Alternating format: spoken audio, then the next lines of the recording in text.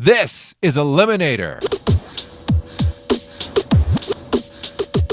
Released on March 23rd, 1983, Eliminator is ZZ Top's 8th album and would become their breakthrough, selling over 10 million copies in North America alone. It would make ZZ Top a household name and turn the little old band from Texas into global icons. It's also an iconic cover with what would become an iconic car, the Eliminator. But where did it come from? First, let's take a look at the front cover. Now, the cover was designed by Robert Alford. Robert had previously designed the cover for ZZ Top's El Loco and would go on to design some more covers for them in the future. He also designed the covers for AC/DC's Highway to Hell, Kiss's Love Gun, Ted Nugent's Scream Dream, and Freaky Styley from the Red Hot Chili Peppers. First, we have the logo taking up most of the top portion of the cover, the sharp edges, the bold red and yellow colors. And the logo, of course, is designed after the racing stripe on the side of the car, which we don't see just yet.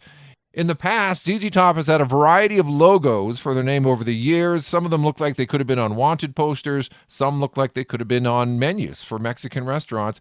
But here, a new look for ZZ Top with the sharp, bold logo on the top. Then we have the painting. Well, the painting was done by artist Tom Honeycutt.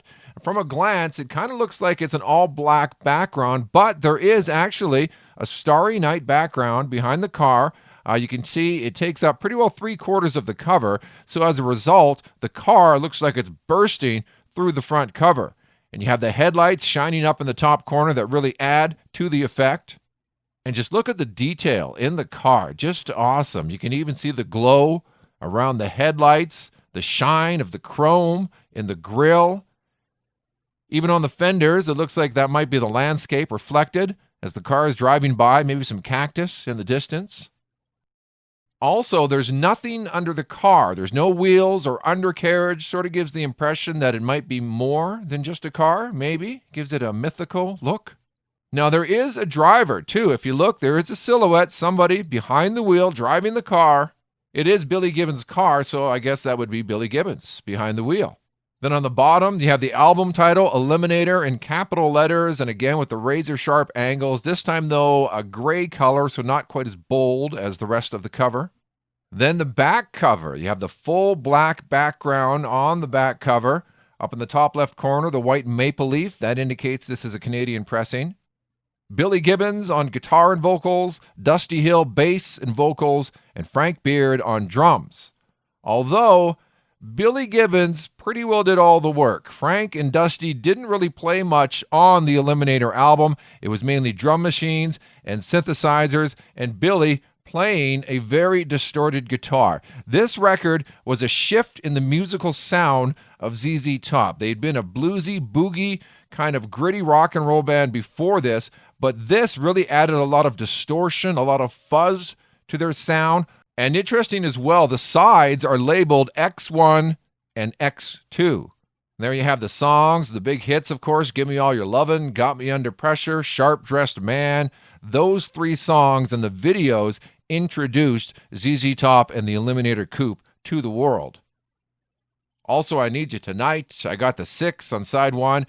Then on X2, Legs, Thug, TV Dinners, Dirty Dog, If I Could Only Flag Her Down, and Bad Girl.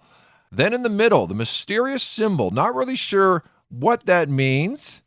There are 3 dots in the middle. Maybe that represents the band members, maybe. Yeah, maybe not. Great design, though. A Lone Wolf Production. That is the production company owned by ZZ Top's manager, Bill Ham. Founded in 1969. You'll see that logo, a Lone Wolf Production, on all of the ZZ Top records.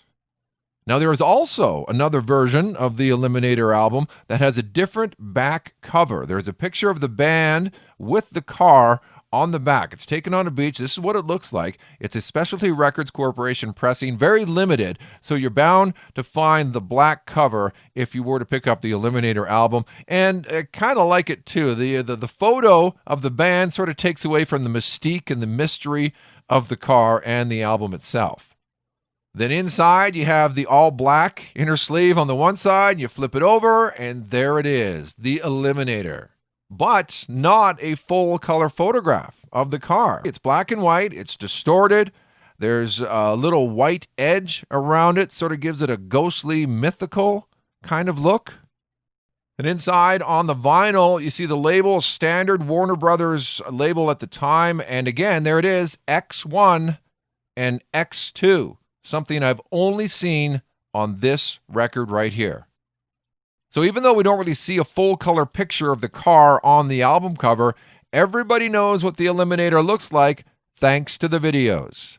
Gimme All Your Lovin', Sharp Dressed Man, and Legs. Those three videos not only sold a lot of records, they turned a 1933 Ford Coupe into an icon. But where did it come from? Billy Gibbons is a car guy, always has been. ZZ Top was formed in 1969. Their first album came out in 1972, and from the beginning, they've always been singing about cars with songs like Chevrolet and She Loves My Automobile and Manic Mechanic.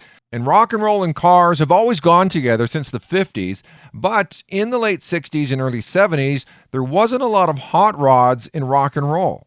Then the movie American Graffiti came out in 1973 and reignited the interest in classic hot rods. The yellow custom hot rod in American Graffiti is a 1932 Ford Coupe. Yes, the American Graffiti car is a little deuce coupe. Then, around the same time, a car builder named Pete Shapiris turned a 1934 Ford Coupe into a custom hot rod that was featured on the cover of Custom Rod magazine in November 1973. A Hollywood producer happened to see the magazine, loved the car, and tracked down Pete Shapiris. The car was then named the California Kid and featured in a TV movie that came out in 1974 starring Martin Sheen called The California Kid. And after seeing Martin Sheen and the cool California Kid, Billy Gibbons wanted to build a hot rod. Then in 1976, Billy bumped into the owners of Pete and Jake's Hot Rod Repair, some custom car builders. They were all in North Carolina at the East Coast Hot Rod Nationals, and that's when Billy asked them if they could build a hot rod like the California Kid. Pete and Jake said, sure. Billy then found a 1933 Ford Coupe down in Tucson, Arizona. It was owned by a woman. She bought it new, then parked it. So it was still in pristine, brand new condition in 1976. Then they went to the source, the man who built the California Kid, and asked Pete Shapiris to oversee the build of a new hot rod. From there, they enlisted a custom car builder named Don Thielen of Buffalo Motor Cars to build the majority of the car. Pete and Jake would build a custom chassis. They also hired Ronnie Jones and Sid Blackard of Handcrafted Metal to mill the custom valve and carburetor covers for the Corvette engine they put inside the Ford Coupe. Steve Davis crafted the custom hood and headlights, and Tom Taylor was responsible for designing the interior. And then, the red paint and custom ZZ graphics were designed by Kenny Youngblood. Kenny Youngblood is a pioneer in motorsports art.